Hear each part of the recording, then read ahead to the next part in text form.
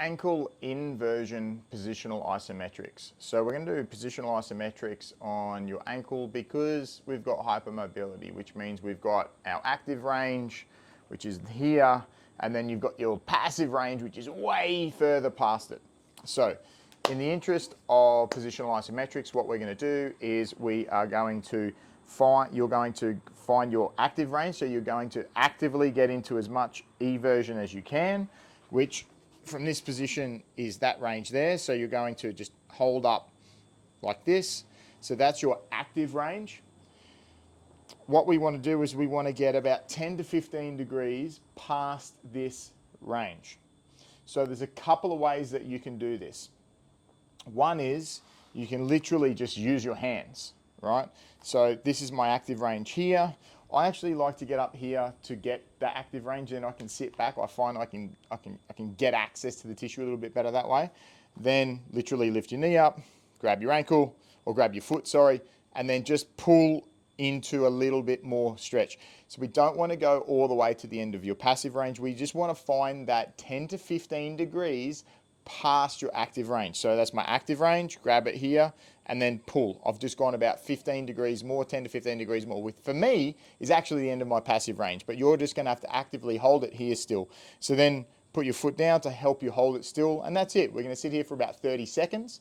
Then we're going to do a pales contraction and a rails contraction. So we're going to probably build up over the first week or so, but once you got to your full effort, you'll be doing 100%. So pales is once again the progressive side. So that's the outside of the joint, and the regressive side is the inside of your joint. So as I get into my pales contraction, I'm going to gradually build up 20%, 30, 40, 50, 60, 70, 80, 90, 100%. And I'm going to be trying to straighten my ankle to come out of that stretch.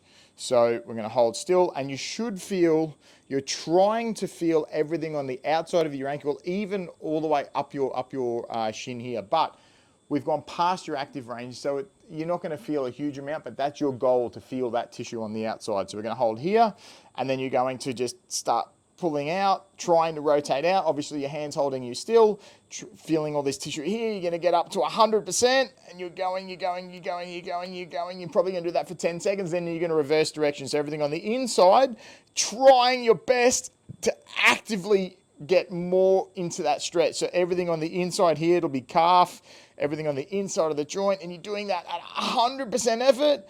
Once you've done that, relax, hold. Don't move, but just relax, hold perfectly still. Wait about 30 seconds, 40 seconds, as long as you feel you need to be able to do that again at the same intensity for the same time, and then repeat that a couple of times. So the other way that you can find this stretch is, I'm just going to grab a kettlebell that I've popped over here.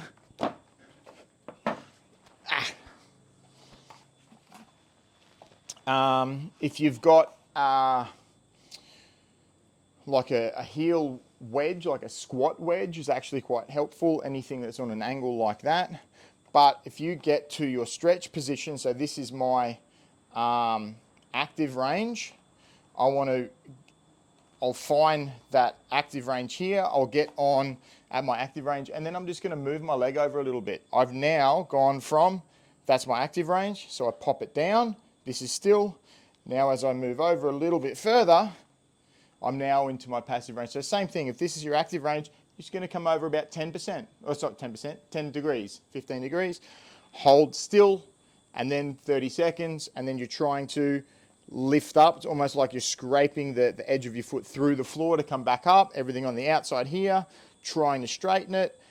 Go that for 10 seconds at 100%, and then actively trying to get more stretch as you can through here. Once again, you're in your passive range, so you shouldn't be getting movement.